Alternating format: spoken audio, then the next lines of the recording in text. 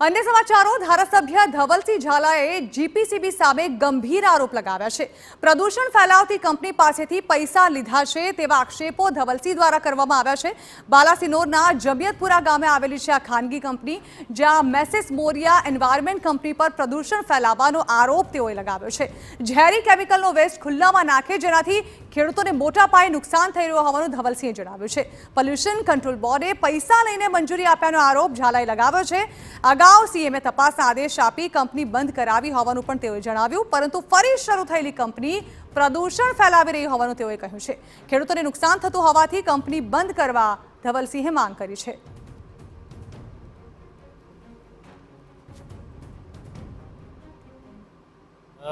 बालासिनोरनी अंदर जमियतपुरा गामे बोडोली पंचायतनी अंदर मेसेस Moriya Enviro private limited company नामनी एक कंपनी है।